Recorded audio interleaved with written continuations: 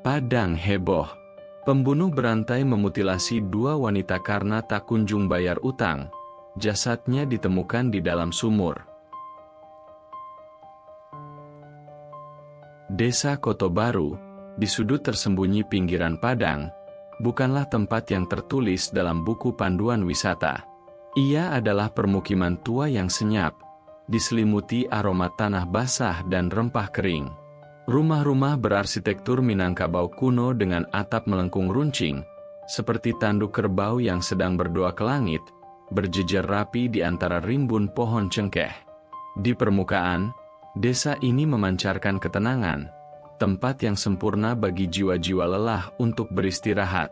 Namun, bagi penduduknya, Koto Baru adalah negeri yang dijaga oleh mitos, tempat di mana pagar antara dunia nyata dan legenda terasa sangat tipis, terutama di dekat sebuah situs tua yang mereka sebut Sumur Tua Bidadari. Sumur itu terletak agak jauh dari pemukiman padat, di tepi ladang jagung yang ditumbuhi semak belukar. Mulut sumur itu dikelilingi batu-batu andesit yang menghitam oleh lumut dan usia. Airnya, konon, tak pernah kering, bahkan di musim kemarau terpanjang sekalipun. Tapi sumur itu bukanlah berkat. Ia adalah kutukan. Para orang tua sering berbisik bahwa dahulu, sumur itu adalah tempat seorang bidadari yang dikhianati bunuh diri. Sejak itu, sumur itu haus. Haus akan sesuatu yang berharga. Masyarakat percaya, setiap tahun sekali, entah melalui kecelakaan atau takdir yang kejam, sumur tua bidadari akan meminta tumbal. Ketakutan inilah yang menjadi urat nadi yang menghidupi desas-desus di Koto Baru. Tepat di seberang sumur tua bidadari, berdirilah sebuah rumah kayu tua yang selalu tertutup rapat. Penghuninya adalah Sutan Mangkuto, protagonis kita. Mengenal Sutan Mangkuto, sang perajin yang terasing. Sutan Mangkuto, 42 tahun, bukanlah penduduk asli Koto Baru. Ia datang 10 tahun lalu setelah mewarisi rumah ini dari bibinya yang seorang pertapa. Perawakannya kurus, dengan sepasang mata tajam yang selalu terlihat memikirkan sesuatu yang jauh, sesuatu yang tak kasat mata. Ia adalah seorang perajin perak. Bukan perajin biasa, ia mengolah perak menjadi ukiran-ukiran yang luar biasa rumit, menceritakan kisah-kisah kuno Minangkabau, atau merangkai perhiasan dengan detail yang membuat takjub. Namun, karena ia bekerja di dalam sunyi, tak pernah bergaul, dan cenderung mengoleksi barang-barang antik yang dianggap berbau mistis, Sutan dicap sebagai orang aneh. Penduduk desa menyebutnya, si ular di balik batu. Diam, dingin, tapi bisa melumpuhkan. Mereka menuduhnya melakukan ritual aneh karena sering terlihat mondar-mandir di dekat sumur tua pada jam-jam tak wajar, padahal ia hanya mencari inspirasi dari bebatuan tua itu untuk ukirannya. Ayo, cepat menjauh dari rumah Sutan. Anaknya itu pendiam, tapi tatapannya seperti bisa menghisap rezekimu, bisik seorang ibu kepada anaknya saat melintas. Sutan hanya tersenyum tipis mendengar bisikan-bisikan itu dari balik jendela. Ia terbiasa dengan cap tersebut. Ia percaya, seni sejati memerlukan pengasingan, dan ia telah memilih seninya di atas penerimaan sosial. Malam itu, seperti malam-malam sebelumnya, Sutan duduk di bengkelnya, mencerna sebuah parang tua yang baru ia dapatkan, senjata antik berhulu kayu ukir yang ia rencanakan untuk diubah menjadi mahakarya. 2 korban, 1 sumur, dan ledakan berita. Keheningan malam dipecahkan oleh suara-suara sumbang yang menusuk. Bukan jeritan, melainkan suara gesekan benda keras, seperti besi yang diseret di atas batu, diikuti decak air. Sutan yang sedang fokus mengasah parang, tertegun. Suara itu datang dari arah sumur tua. Ia mengintip dari lubang ventilasi, gelap, hanya diterangi rembulan yang malu-malu. Ia melihat bayangan yang bergerak cepat, terlalu cepat untuk ditangkap mata, seolah-olah bayangan itu tahu ia sedang diamati. Hanya tikus besar, gumam Sutan, mencoba meyakinkan diri, lalu kembali ke parangnya. Namun, konflik batinnya mulai menggerogoti. Ia merasa ada yang tidak beres. Pagi menyambut Koto baru dengan teriakan histeris. Tidak ada lagi bisikan, hanya lolongan ketakutan. Kabar menyebar seperti api. Melati dan Kenanga hilang. Melati dan Kenanga adalah dua wanita muda yang dikenal luas. Melati, seorang penjahit berbakat yang selalu tampak ceria, sementara Kenanga, seorang penjual kue keliling yang ramah. Keduanya memiliki satu kesamaan yang menjadi bisikan pahit di desa. Mereka berdua terjerat utang yang cukup besar. Pencarian besar-besaran pun dimulai. Warga beramai-ramai menuju hutan, ladang, dan, mau tak mau, menuju sumur tua bidadari. Penemuan mengerikan dan kemunculan antagonis. Sesaat setelah matahari meninggi, kerumunan massa berkumpul di tepi sumur tua. "Aku mencium bau anyir," ujar seorang pemuda sambil menutup hidung. Seorang laki-laki parubaya berpostur tegap dan bersahaja, dengan sorban kecil melingkari kepalanya, maju ke depan. Dialah Datuk Rajo, 50-an, bendahara desa. Sosoknya dihormati, dianggap sebagai pilar moral dan ekonomi Koto baru. Wajahnya selalu menyunggingkan senyum kebapakan, seolah ia adalah satu-satunya pelindung desa dari segala mara bahaya. "Tenang, jangan panik. Kita cek sumur itu. Aku akan panggil bantuan untuk melihat ke dalam," kata Datuk Rajo dengan nada menenangkan yang justru menyembunyikan getaran aneh. Dengan bantuan alat seadanya, sebuah tali panjang diturunkan. Beberapa menit terasa seperti satu abad. Ketika tali ditarik, yang terangkat bukanlah timba air, melainkan sebuah karung goni basah yang berbau amis dan mengerikan. Saat karung itu dibuka, semua orang yang melihatnya terdiam, lalu terdengar teriakan paling memilukan. Isinya adalah potongan tubuh manusia yang dimutilasi dengan sangat kejam. 2 pasang tangan, 2 pasang kaki.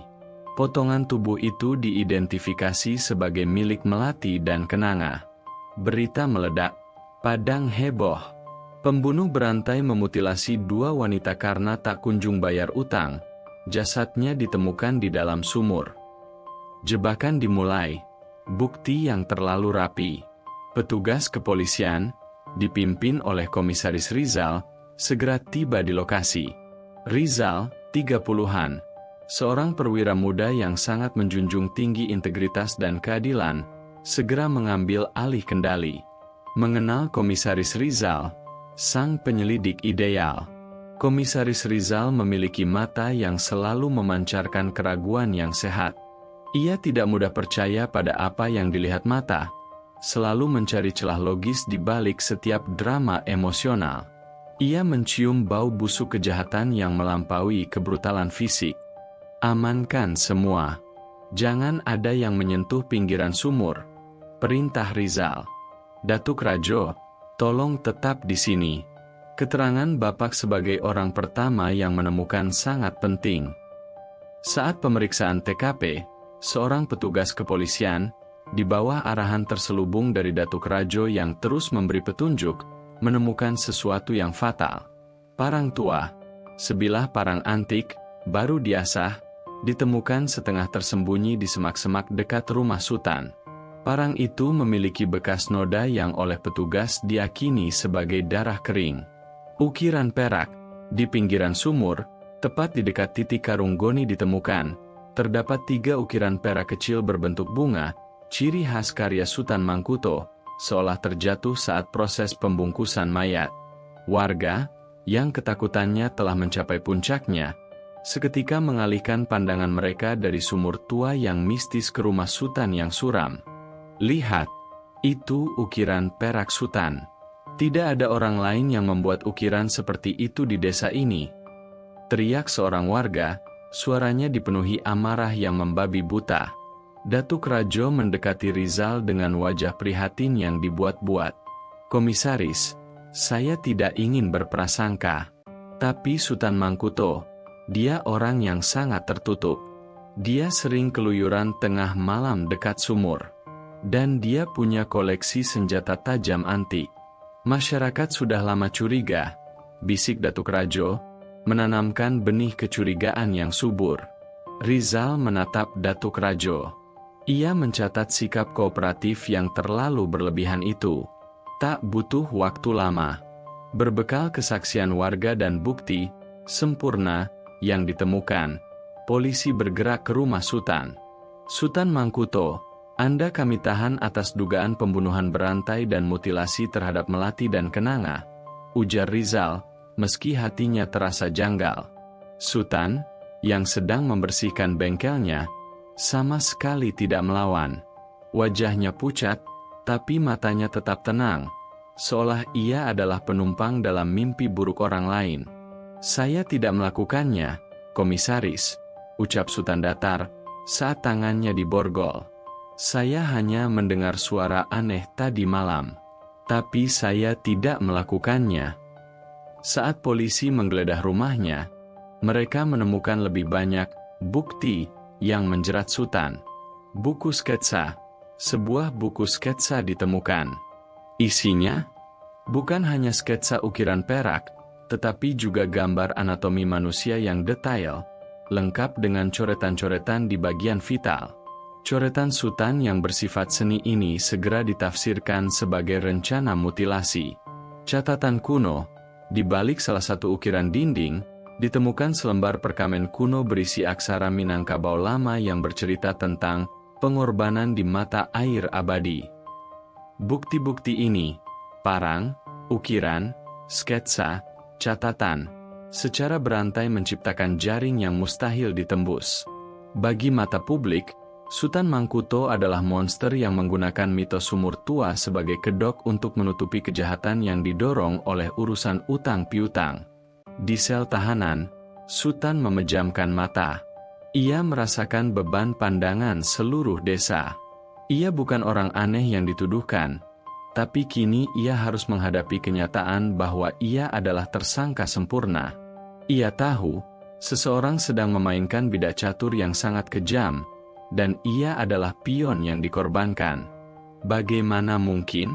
Siapa yang sekeji ini merangkai kebohongan? Bisik Sutan pada dirinya sendiri, rasa terasingnya kini bercampur dengan keputusasaan yang mengiris. Di luar, Komisi Rizal melihat berkas kasus Sutan yang sudah tebal. Ia mengambil parang antik itu dan mengamatinya di bawah cahaya. Ada sesuatu yang salah. Noda di parang itu terlalu buram, dan ukiran perak itu terlihat sengaja dijatuhkan, bukan tercecer. Keraguan idealis Rizal mulai tumbuh menjadi benih pemberontakan. Kasus ini, yang seharusnya mudah ditutup, kini terasa seperti labirin yang dirancang dengan terlalu cerdas. Ia yakin, cerita tentang utang dan pembunuh berantai bukanlah keseluruhan kebenaran. Kepala Kepolisian Resor Padang nyaris menjabat tangan Komisaris Rizal dengan bangga. Kasus yang mengguncang Padang selama semalam suntuk itu, pembunuhan berantai dengan mutilasi keji, jasad ditemukan di sumur tua bidadari, tampaknya sudah ditutup. Tersangka sudah di tangan, bukti-bukti berceceran di lantai pemeriksaan, dan opini publik telah menjatuhkan vonis. Sutan Mangkuto adalah monster yang menggunakan kearifan lokal sebagai topeng. Kerja bagus, Rizal. Cepat, tuntas, dan tepat sasaran. Rakyat Koto baru bisa tidur nyenyak lagi, ujar Kepala Resor sambil menyesap kopi. Rizal, berdiri tegak di hadapan atasannya, hanya mengangguk kaku. Keberhasilan yang disajikan di atas meja itu terasa dingin dan berbau amis. Matanya tidak berbinar puas, melainkan memancarkan api keraguan. Di dalam benaknya, ia merasa seperti sedang memegang kepingan puzzle yang secara paksa disatukan, menghasilkan gambar yang cacat. Mohon izin, Komandan, ujar Rizal, suaranya sedikit tertahan. Saya merasa ada kejanggalan. Kepala Resor mengerutkan kening. Kejanggalan apa? Kita punya parang berlumuran noda, ukiran perak miliknya di TKP, kesaksian, dan yang paling utama, catatan aneh tentang pengorbanan di rumahnya. Apa lagi yang kau cari, Rizal? Kesempurnaan kejahatan? Itu tidak ada. Justru itu, Komandan. Terlalu sempurna, jawab Rizal. Ia membalik sebuah foto barang bukti, memperlihatkan parang antik milik Sutan. Parang ini usianya ratusan tahun, seharusnya berada di lemari koleksi, bukan di semak-semak. Jika Sutan pelakunya, mengapa ia meninggalkan parang seberharga itu? Ini bukan jejak pelarian, ini adalah penempatan. Rizal mengambil napas dalam-dalam. Dan soal motif, utang. Melati dan Kenanga memang punya utang, tapi mengapa seorang perajin perak yang jelas-jelas mampu, mau repot-repot memutilasi mereka sendiri karena utang yang konon hanya puluhan juta? Tidak masuk akal. Ini terasa seperti jubah busuk yang sengaja dipakaikan ke orang yang tepat. Kepala Resor menghela napas panjang, tatapan matanya melembut namun penuh kelelahan. Rizal, kau punya hati nurani yang bersih, aku tahu itu. Tapi kau tidak bisa melawan logika dan bukti fisik di hadapanmu. Berkas ini sudah siap, kita naikkan ke kejaksaan. Kau perlu istirahat. Beri saya waktu 24 jam lagi, Komandan. Saya akan melakukan pemeriksaan forensik mandiri terhadap parang dan lokasi temuan ukiran itu. Hanya untuk memastikan, pinta Rizal, nadanya bergetar. Melihat kegigihan di mata Rizal, kepala Resor akhirnya menyerah. Baiklah, 24 jam. Setelah itu, berkas harus selesai, Rizal. Jangan kau bongkar lagi peti yang sudah terkunci. Membedah bukti palsu. Rizal segera bergerak. Ia memanggil Aibtu Taufik, asisten setianya, seorang pria pendiam dengan keahlian teknis yang tajam. Taufik, kita akan kerja dalam diam. Aku tidak ingin ada yang tahu, kata Rizal saat mereka berada di ruang otopsi mini yang sepi. Siap, Komisaris. Apa yang harus saya lakukan? Tanya Taufik, matanya penasaran. Parang Sutan. Periksa noda di permukaannya. Aku butuh kepastian. Minta tim forensik untuk melakukan tes reagen Castle, tapi catat hasilnya hanya untuk kita. Aku yakin noda itu bukan darah, perintah Rizal. Taufik mengangguk dan segera bekerja. Sementara Taufik menguji parang, Rizal kembali memutar rekaman CCTV dari pos jaga desa, mencari-cari kejanggalan, mencari benang kusut yang tak sengaja diulur oleh pelaku sebenarnya. Hasil dari Taufik datang lebih cepat dari yang diharapkan, dan itu menegaskan keraguan Rizal. Komisaris, Anda benar. Noda di parang itu positif bukan darah. Itu cat. Cat minyak berwarna merah marun yang sudah kering. Lapor Taufik dengan nada tercekat. Seseorang sengaja melumurkan cat itu untuk meniru darah. Rizal mengepalkan tangan. Rasa dingin menjalari punggungnya. Cat meat? Cat apa? Apakah itu cat yang umum digunakan di desa? Bukan, Kom. Ini cat kualitas tinggi, jenis yang biasa dipakai untuk perabotan antik atau lukisan mahal. Tidak umum di Kota Baru, kecuali... Taufik menggantung kalimatnya. Kecuali di rumah kolektor atau seniman, sambung Rizal. Ironisnya, seperti Sutan. Pelaku tahu persis bagaimana menjebak Sutan. Parang antik, cat yang mirip noda darah, sketsa anatomi di buku hariannya. Semua ini dirancang dengan presisi. Menyelisik kejanggalan alibi Datuk Rajo. Kini, Rizal mengalihkan fokusnya dari Sutan Mangkuto kepada orang-orang yang paling lantang mencurigai Sutan, dan kepada mereka yang paling dihormati di Kota Baru. Pandangannya jatuh kepada Datuk Rajo. Rizal memanggil salah satu petugas yang bertugas mencatat alibi warga di malam kejadian. Aku butuh detail alibi Datuk Rajo. Malam itu, apa yang dia lakukan? Tanya Rizal. Datuk Rajo mengatakan dia sedang di balai desa, Kom. Ada pertemuan mendadak dengan beberapa tokoh desa untuk membahas sumbangan renovasi masjid.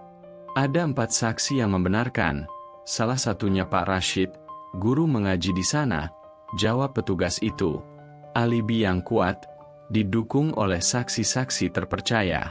Namun, Rizal teringat wajah Datuk Rajo yang terlalu menenangkan saat ia pertama kali muncul di TKP. "Panggil Rashid kemari."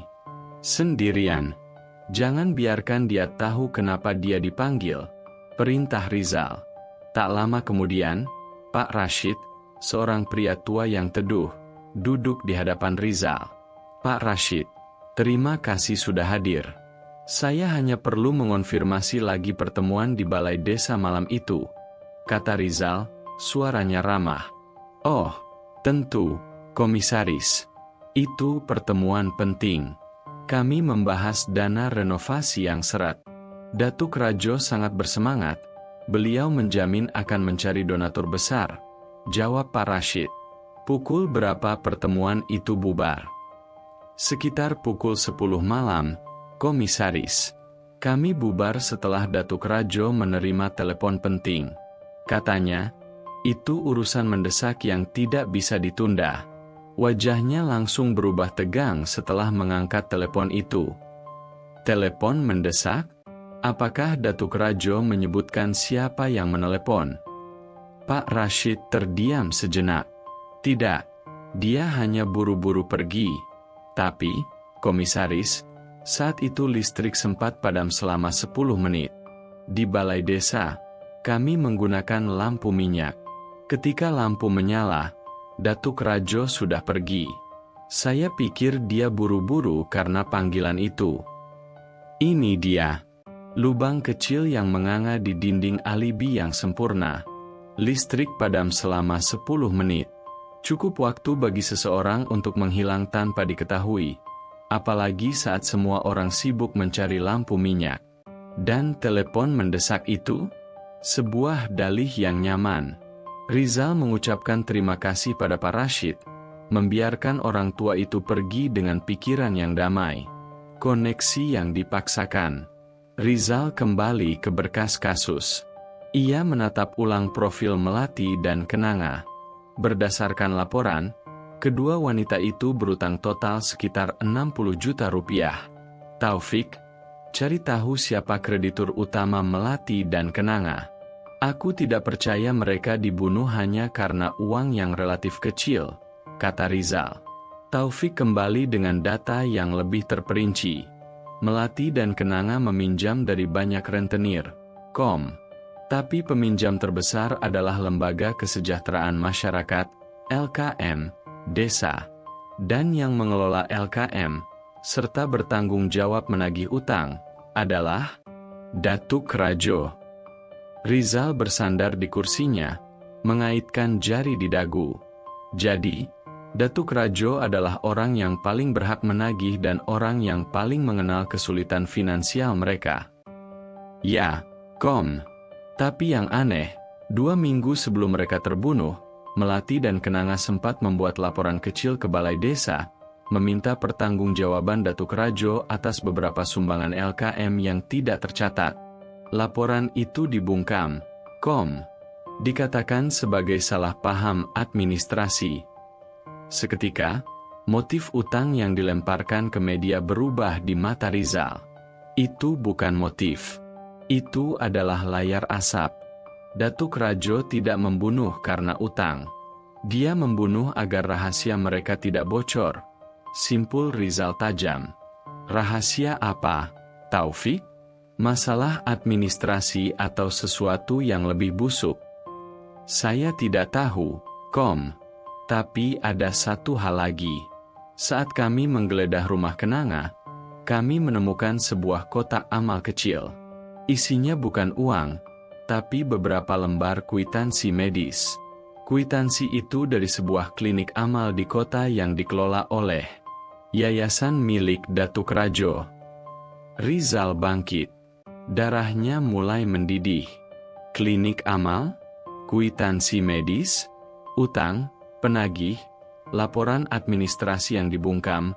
Parang yang dicat? Dan alibi yang lemah karena padam listrik. Semua jalan kembali ke satu orang yang dihormati di desa itu. Ia membuka lemari besi dan mengeluarkan kantong plastik berisi ukiran perak kecil milik Sultan yang ditemukan di tepi sumur tua. Ia memeriksa ukiran itu lagi. "Lihat ini, Taufik," kata Rizal, menunjuk pada lekukan kecil di bawah ukiran. "Ini terlalu bersih untuk jatuh dan terpendam di tanah semalaman. Ini terasa seperti diletakkan dengan sengaja di sana, seperti tanda tangan palsu." Rizal menutup kantong bukti itu. Hatinya kini dipenuhi keyakinan. Sutan Mangkuto, si perajin yang terasing, adalah korban dari kejahatan yang jauh lebih besar dan terorganisir. Ia adalah kambing hitam yang sempurna, dipilih karena perilakunya yang tertutup dan kedekatannya dengan mitos sumur tua. Pelaku adalah dalang yang pandai menyembunyikan kejahatan di balik jubah kebajikan. "Taufik, lupakan berkas yang sudah kita buat. Penyelidikan resmi sudah selesai. Sekarang, kita mulai penyelidikan kita yang sesungguhnya. Aku ingin kau selidiki klinik amal Datuk Rajo. Aku ingin tahu persis apa yang terjadi di sana yang membuat dua wanita berutang ini harus dibungkam dengan cara yang sangat kejam. Rahasia itu pasti ada hubungannya dengan organ atau hal-hal berbau medis," ucap Rizal. Tatapannya kini berubah menjadi baja. Rizal tahu ia berjalan di atas benang tajam. Ia harus membuktikan bahwa pahlawan desa mereka adalah serigala berbulu domba, dan ia harus melakukannya sebelum Sutan Mangkuto didorong lebih dalam ke jurang hukuman yang tak seharusnya ia terima. Di balik ketenangan Kota Baru, ia mencium aroma kebusukan yang dilegitimasi. Malam telah larut, dan kota Padang terbungkus selimut kelembaban tropis. Namun, bagi Komisaris Rizal, kegelapan tidak berarti istirahat. Setelah membongkar rekayasa Ket pada Parang Sutan dan menemukan celah 10 menit dalam alibi Datuk Rajo, Rizal merasa dirinya sedang menarik benang emas dari gumpalan kotoran, sulit, namun menjanjikan. Ia duduk di kantornya yang remang-remang bersama Aibtu Taufik. Di hadapan mereka terhampar foto-foto klinik amal milik Yayasan Datuk Rajo. Dari luar, tempat itu tampak seperti mercusuar kebajikan. Catnya putih bersih. Pelang besarnya bertuliskan, "Klinik Cinta Kasih Kota Baru," dengan janji layanan kesehatan gratis bagi warga kurang mampu. Namanya manis sekali, Komisaris. Tapi jika Anda benar, di balik pintu itu ada bau amis yang jauh lebih mengerikan dari sumur tua, ujar Taufik, menunjuk foto gedung itu. Rizal menggeser sebuah laporan. "Kita tahu Melati dan Kenanga bukan hanya berutang, Taufik. Mereka punya kwitansi dari klinik ini. Kenapa dua wanita yang kesulitan membayar sewa harus mengunjungi klinik amal yang seharusnya gratis? Mungkin untuk mendapatkan obat murah," tebak Taufik. "Atau, mereka adalah kunci untuk membuka rahasia di dalam klinik ini," balas Rizal. "Kita perlu masuk ke sana. Bukan sebagai polisi, tapi sebagai donatur." Misi penyamaran, mencium bau busuk di balik jendela kaca. Rizal dan Taufik merencanakan skenario paling berisiko, mendekati Datuk Rajo di wilayah kekuasaannya sendiri. Rizal menyamar sebagai seorang pengusaha konstruksi dari Jakarta yang sedang mencari proyek amal di daerah terpencil. Keesokan harinya, di kantor Yayasan Datuk Rajo yang mewah, kontras dengan kesederhanaan desa Kota Baru, Rizal, mengenakan batik mahal, disambut dengan senyum tulus yang terasa seperti topeng karet. Datuk Rajo berdiri menyambut Rizal. Ia adalah gambaran sempurna seorang pemimpin yang dikaruniai. Posturnya gagah, suaranya halus, setiap katanya dipenuhi empati yang dibuat-buat. "Selamat datang di yayasan kami, Bapak Rizal. Merupakan kehormatan besar bagi kami dikunjungi oleh orang baik seperti Anda. Masyarakat Kota Baru sangat membutuhkan uluran tangan dermawan," kata Datuk Rajo, menjabat tangan Rizal dengan hangat. "Terima kasih, Datuk Rajo. Saya sangat terkesan dengan klinik cinta kasih Anda," ujar Rizal, membalas senyum itu tanpa kerlip. "Saya berniat mendonasikan dana besar. Tapi sebagai pengusaha, saya harus memastikan dana saya disalurkan dengan tepat. Saya ingin melihat operasional klinik secara langsung." Datuk Rajo sama sekali tidak menunjukkan keraguan. Tentu saja, Bapak. Kami sangat transparan. Ayo, saya tunjukkan. Mereka memasuki klinik. Bau antiseptik kuat menyambut mereka, seolah berusaha menutupi bau lain yang lebih mendasar. Di bagian depan, klinik itu memang tampak mulia. Pasien kurang mampu dirawat, lansia diperiksa gratis. Kami fokus pada pencegahan dan pengobatan dasar, Bapak. Tetapi, ada satu masalah besar, keluh Datuk Rajo, menggiring Rizal ke koridor belakang. Kami sering menerima pasien yang memerlukan operasi organ mendesak, seperti ginjal. Tapi, mencari pendonor sah di sini sulit sekali. Kami hanya bisa memberikan perawatan paliatif. Rizal membiarkan kawat pancingnya bergerak bebas. Ah, organ. Itu masalah global, Datuk Rajo. Lalu bagaimana Anda mengatasinya? Anda kan punya koneksi yang luas. Datuk Rajo tersenyum kecil, rahasia seolah menari di sudut bibirnya. Kami memiliki ruang khusus, Bapak. Untuk kasus yang sangat jarang dan mendesak, kami bekerja sama dengan pihak ketiga dari kota besar. Mereka mengirimkan tim bedah dan peralatan. Itu sangat rahasia, tentu saja, untuk menghindari birokrasi yang merepotkan. Ia membawa Rizal ke sebuah pintu baja di ujung koridor yang bertuliskan, laboratorium khusus, dilarang masuk. Kunci yang digunakan Datuk Rajo terasa berat dan kuno. Penemuan di balik pintu baja. Di dalam, ruangan itu jauh lebih dingin dan gelap daripada bagian klinik lainnya. Peralatan canggih dan mahal menumpuk, kontras dengan peralatan sederhana di ruang depan. Ada sebuah meja bedah stainless steel besar di tengah, dan yang membuat jantung Rizal berdesir adalah bau zat kimia yang menyengat, mirip dengan apa yang ditemukan Taufik saat menguji parang sutan. Ini sangat impresif, Datuk Rajo. Untuk klinik amal, peralatannya sangat modern, puji Rizal, matanya menyapu ruangan, mencatat setiap detail. Untuk menyelamatkan nyawa, kita tidak boleh main-main, Bapak. Jawab Datuk Rajo. Tapi maaf, ruangan ini tidak selalu beroperasi. Hanya jika ada kasus darurat. Saat Datuk Rajo berbicara, Rizal memperhatikan sesuatu di sudut ruangan. Sebuah kotak pendingin portabel berukuran besar, yang biasa digunakan untuk transportasi barang medis sensitif. Tanpa sengaja, ia melihat ukiran kecil di sisi kotak itu, ukiran logo yayasan. Kotak pendingin itu untuk apa, Datuk Rajo? Transportasi obat? Tanya Rizal. Ya, untuk menyimpan dan mengirimkan obat yang perlu dijaga suhunya. Kami sering mengirimkannya ke kota, jelas Datuk Rajo, mencoba mengalihkan perhatian Rizal dengan menunjukkan alat defibrilator. Namun, Rizal tidak fokus pada alat itu. Ia melihat ke lantai di dekat kotak pendingin.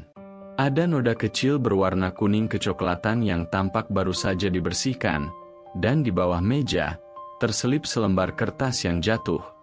Dengan gerakan cepat yang tertutup oleh meja bedah, Rizal membungkuk dan mengambil kertas itu. Kertas itu adalah sobekan label pengiriman, berisi beberapa baris tulisan tangan. Pembayaran kloter 2 organ A.N.J. Total utang terhapus. Rizal merasakan darahnya mendidih, tetapi ia tetap tenang, menyembunyikan sobekan kertas itu di balik telapak tangannya. Luar biasa, Datuk Rajo. Anda memang seorang pahlawan tanpa tanda jasa, kata Rizal, bangkit dengan senyum lebar. Saya akan siapkan proposal donasi saya. Konfrontasi melati dan kenanga. Setelah meninggalkan klinik, Rizal segera menghubungi Taufik. Taufik, kita punya sesuatu. Perdagangan organ, bisik Rizal melalui telepon. Datuk Rajo menggunakan klinik amalnya sebagai gudang gelap. Astaga, jadi utang itu bukan motif, tapi alat pemeras? Seru Taufik di ujung telepon. Tepat. Aku yakin Melati dan Kenanga bukan hanya berutang uang. Mereka berutang nyawa, jawab Rizal. Cari tahu, apakah mereka pernah sakit parah atau membutuhkan uang dalam jumlah sangat mendesak? Mereka mungkin dipaksa menjual organ mereka untuk menghapus utang, atau mereka menjadi saksi dari bisnis kotor ini. Taufik melakukan penyelidikan cepat dengan menghubungi keluarga korban secara diam-diam. Dalam beberapa jam, Taufik kembali dengan informasi yang mengiris hati.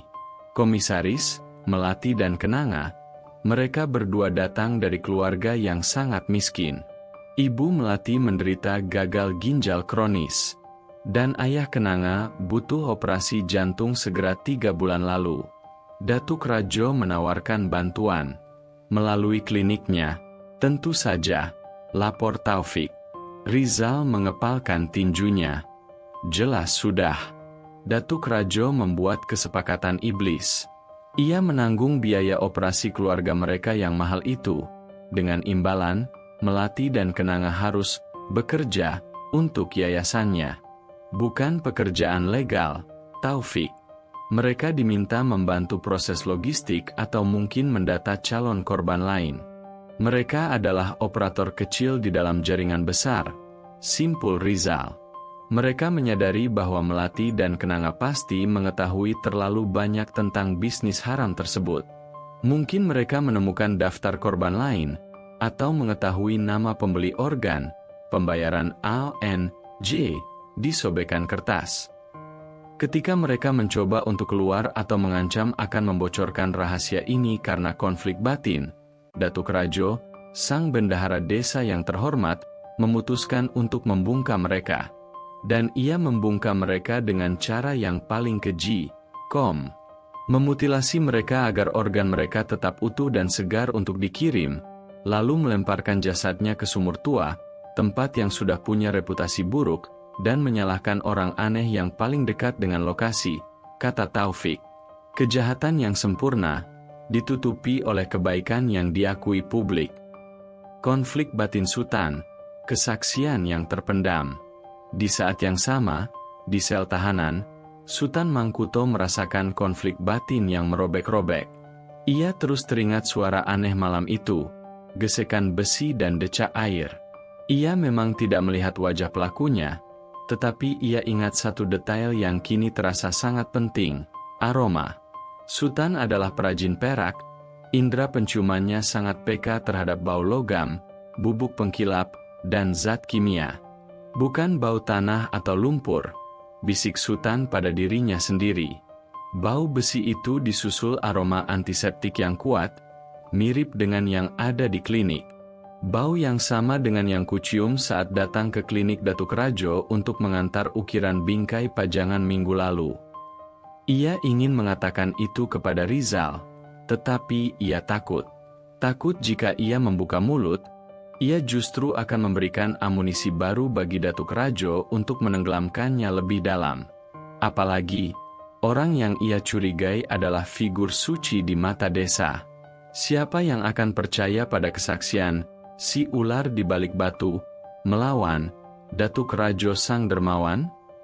Petikan percakapan batin Sutan, aku harus bertahan. Jika aku bicara sekarang, aku hanya akan terlihat seperti iblis yang mencoba menjatuhkan malaikat. Aku harus menunggu, sampai kebenaran itu sendiri yang berbicara. Rizal, tanpa menyadari kesaksian terpendam Sutan, melihat arlojinya. Waktu 24 jam yang diberikan atasannya sudah hampir habis. Ia harus bertindak cepat. Taufik, kita tidak punya waktu lagi untuk birokrasi. Kita harus mendapatkan bukti forensik yang menghubungkan Datuk Rajo dengan laboratorium khusus itu sebelum ia menyadari kita mencium baunya, kata Rizal. Besok pagi, kita akan mendatangi dokter forensik yang menangani kasus ini. Aku ingin tahu apakah dia melihat kejanggalan pada potongan tubuh korban, dan lebih penting lagi, aku harus tahu siapa dia. Jaringan rahasia yang melibatkan organ, utang, dan pengkhianatan di balik jubah amal sudah terkuak. Matahari baru saja terbit, tetapi di jantung kota Padang, ketegangan sudah mencapai puncaknya. Waktu yang diberikan Kepala Resor kepada Komisaris Rizal telah habis, namun Rizal justru menemukan jurang kebenaran yang lebih dalam, yang kini ia yakini bersembunyi di balik gelar dan seragam. Rizal tidak langsung menemui atasannya. Ia punya janji yang lebih mendesak. "Taufik, kau pastikan semua data dari klinik itu sudah kau salin. Jangan sampai ada yang tertinggal. Kita akan menyisir siapa saja yang berhubungan langsung dengan penemuan jasad di Sumur Tua, terutama yang punya wewenang medis," ujar Rizal kepada asistennya, Taufik, saat mereka melaju menuju Rumah Sakit Umum Pusat. Taufik mengangguk, raut wajahnya tegang. "Komisaris, ada nama yang terus muncul. Dokter forensik yang menandatangani laporan awal kasus Sutan. Namanya Dr. Surya Permana. Dialah yang mengonfirmasi bahwa noda di parang itu adalah darah kering yang sulit diidentifikasi." Rizal tersenyum getir. "Sengaja. Laporan itu adalah kunci gembok yang mengunci Sutan di sel.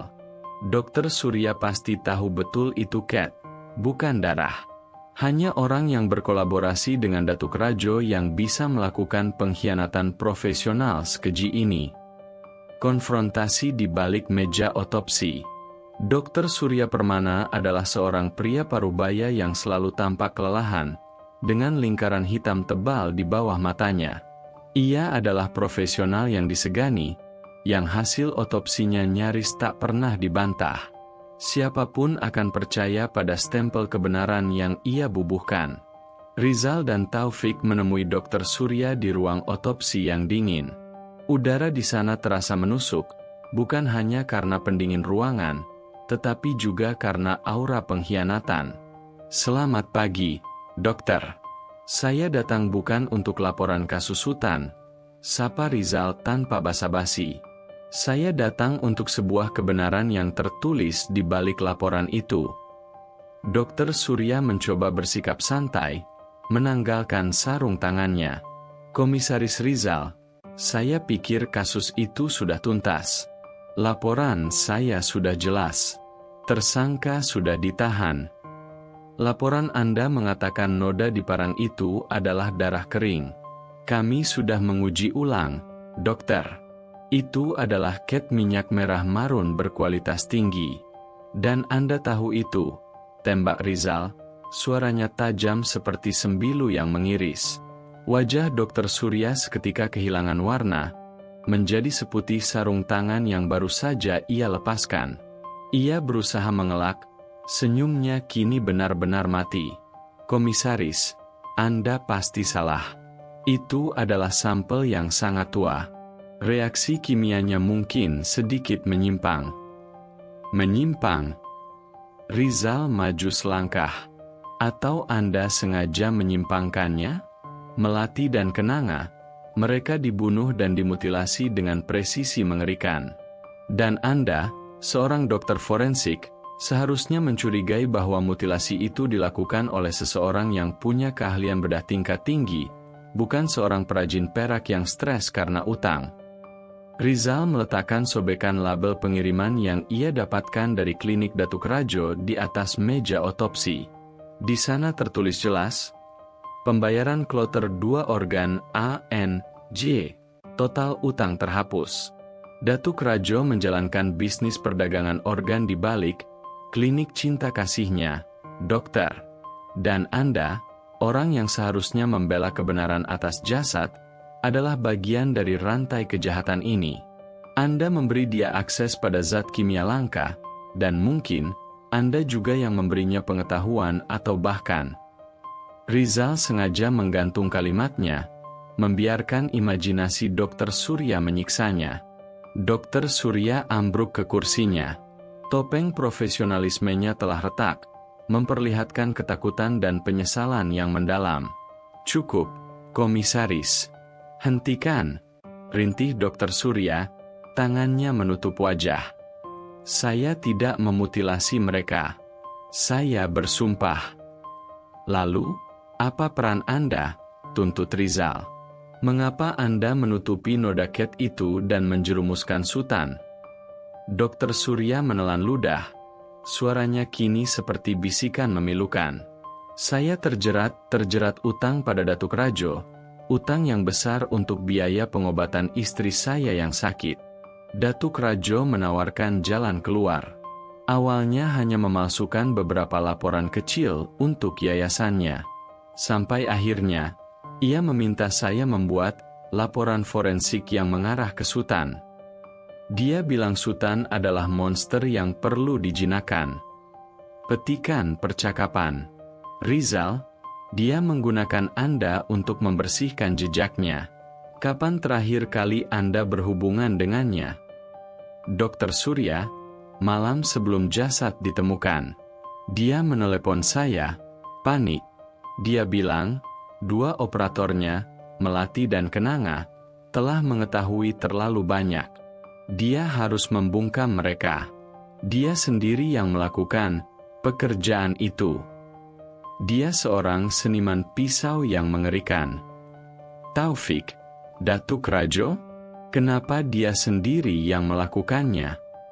Dr. Surya, karena dia tidak percaya pada orang lain. Organ-organ itu harus diambil dengan sangat bersih dan cepat. Hanya orang yang berlatar belakang medis sepertinya yang bisa. Ingat, dia dulu seorang lulusan terbaik kedokteran, sebelum banting setir ke politik desa. Dan yang paling penting, dia harus memutilasi mereka agar organ yang dikirim tidak terdeteksi oleh sistem pengecekan standar. Dia menggunakan mutilasi sebagai modus operandi, bukan hanya kekejaman. Plot twist, terungkapnya jati diri pelaku sejati. Rizal kini mendapatkan konfirmasi yang ia butuhkan. Pelaku sebenarnya adalah Datuk Rajo, bukan hanya sebagai dalang, tetapi juga eksekutornya. Sosok terhormat yang dielu-elukan Koto Baru, yang wajahnya menghiasi setiap spanduk amal, adalah pembunuh berantai yang memutilasi korbannya demi keuntungan finansial dari bisnis organ. Motifnya adalah keuntungan murni, kata Rizal, bangkit dengan ekspresi keras. Dia membayar utang orang miskin di desa, lalu menjadikan mereka operator atau bahkan calon donor paksa dalam jaringan perdagangannya. Rizal menatap Dr. Surya yang kini menangis terseduh-seduh. Penyesalannya tumpah ruah. Dokter, Anda telah mengkhianati profesi Anda. Tetapi sekarang, Anda memiliki kesempatan untuk menebusnya. Kami membutuhkan Anda. Berikan kami semua yang Anda tahu tentang jaringan Datuk Rajo. Nama pembeli, J. Gudang utamanya, semua daftar utang yang dijadikan alat pemeras, pinta Rizal. Dr. Surya menarik napas panjang, kepalanya terangkat. Baik, komisaris. Saya akan memberikan semua yang saya tahu. Saya akan membersihkan noda dosa ini. Mengamankan bukti dan strategi penangkapan. Dengan informasi dari Dr. Surya, Rizal dan Taufik memiliki peta kejahatan yang lengkap.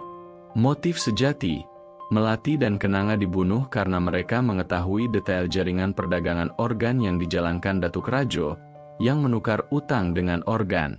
Eksekusi keji, Datuk Rajo, dengan keahlian medis yang terpendam, melakukan mutilasi untuk mengamankan organ yang akan dikirim, kemudian membuang jasadnya ke sumur tua bidadari untuk memperkuat narasi mistis yang mengalihkan perhatian dari keahlian medis. Jebakan Sutan, Datuk Rajo memanfaatkan citra Sutan sebagai orang aneh dan kedekatannya dengan sumur tua.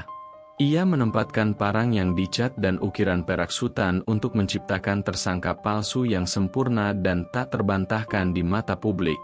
Rizal segera menghubungi kepala resor. Kali ini, ia tidak meminta izin, tetapi memberi perintah yang terperinci.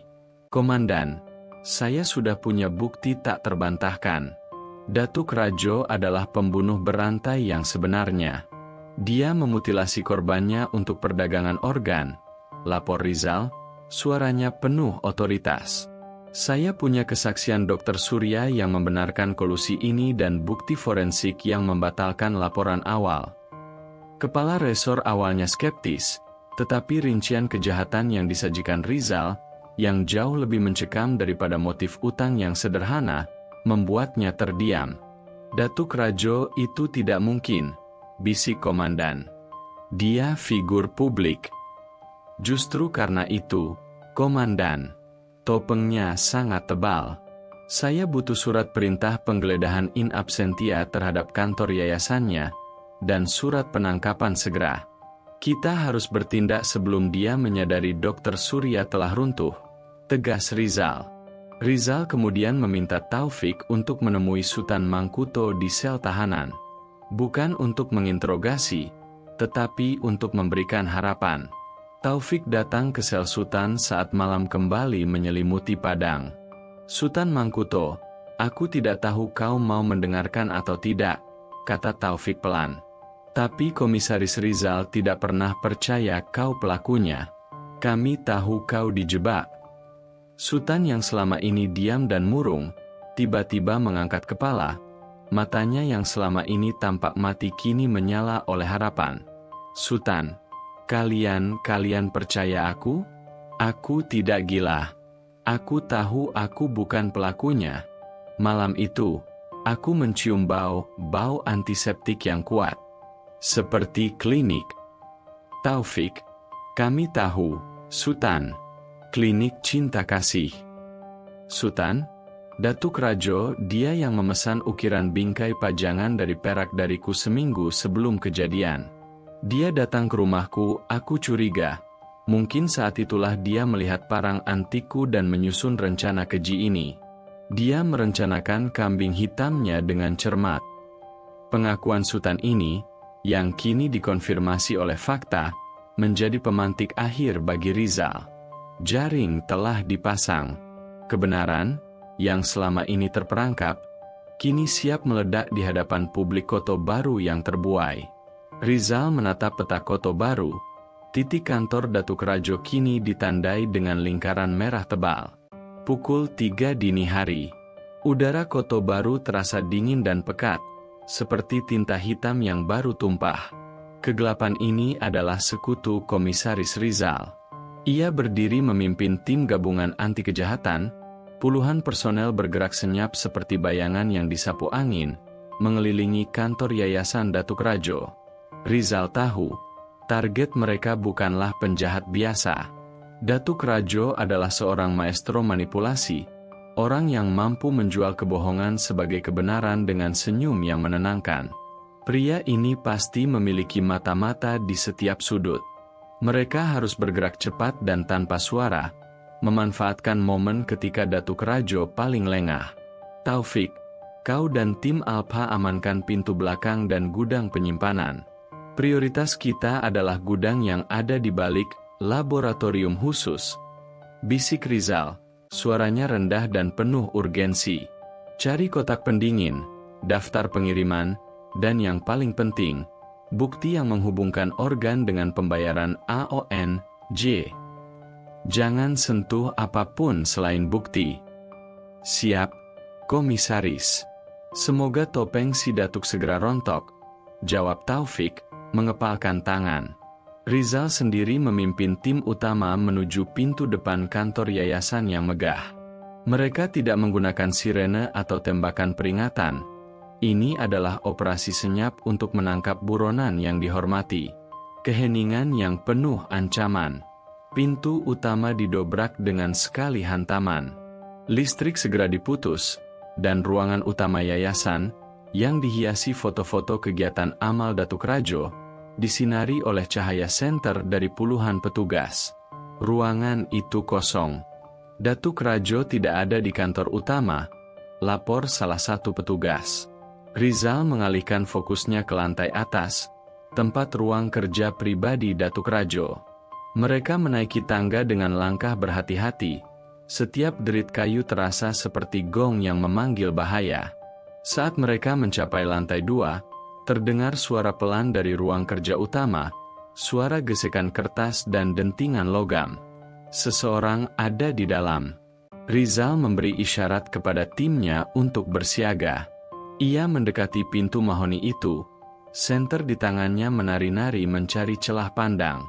Tiba-tiba, suara Datuk Rajo terdengar dari dalam, tenang namun dipenuhi kemarahan yang tertahan. Aku tahu kau ada di luar, Komisaris Rizal. Aku selalu tahu kau memiliki keraguan yang bodoh. Suara Datuk Rajo bergema, seolah ia sedang berbicara dari balik panggung. Kau punya waktu 24 jam, tapi kau malah memilih menjadi anjing gila yang menggonggong di malam hari. Rizal terkejut. Datuk Rajo sudah tahu. Informasi dari Dr. Surya, atau mungkin kecurigaan itu, telah mencapai telinga musang licin ini. Buka pintunya, Datuk Rajo. Permainan sudah berakhir. Kami tahu kau yang membunuh Melati dan Kenanga, bukan karena utang, tapi untuk mengamankan daganganmu. Balas Rizal, suaranya lantang namun tenang. Hening sejenak.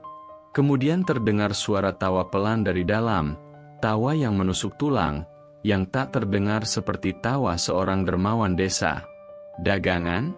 Kau menghinaku, Rizal. Aku adalah pahlawan bagi desa ini.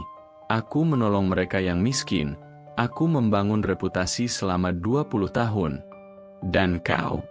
Hanya seorang anak kemarin sore yang berusaha mencari nama. Ejek Datuk Rajo. Topengmu sudah retak, Datuk Rajo. Dr. Surya sudah bicara. Kami tahu tentang Ket pada Parangsutan, alibimu yang cacat saat listrik padam, dan laboratorium rahasiamu.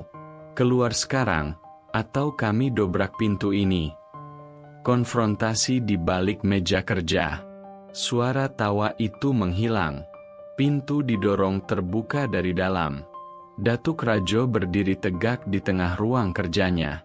Ia mengenakan baju tidur sutra berwarna gelap, tampak rapi dan berkuasa, seolah ini adalah pertemuan bisnis, bukan penangkapan.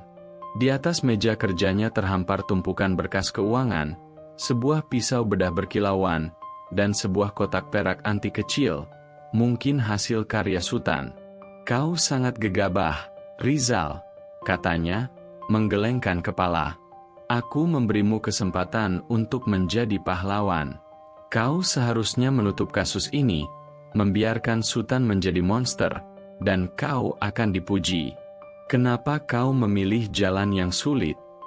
Karena keadilan tidak bisa ditawar dengan pujian, Datuk Rajo, jawab Rizal tegas. Kau memanfaatkan kemiskinan dan kepercayaan mereka. Kau membunuh 2 wanita muda dengan keji, memutilasi mereka hanya demi uang. Katakan padaku, di mana kepala mereka? Kenapa hanya potongan tubuh yang kau buang ke sumur? Mata Datuk Rajo menyipit, sorotnya tajam dan penuh kebencian. Kepala mereka itu tidak relevan, Rizal. Yang penting adalah apa yang ada di dalam. Melati dan Kenanga bukan korban. Mereka pengkhianat. Mereka mengancam akan membocorkan sumber pendapatan terbesar yayasanku. Aku membereskan sampah.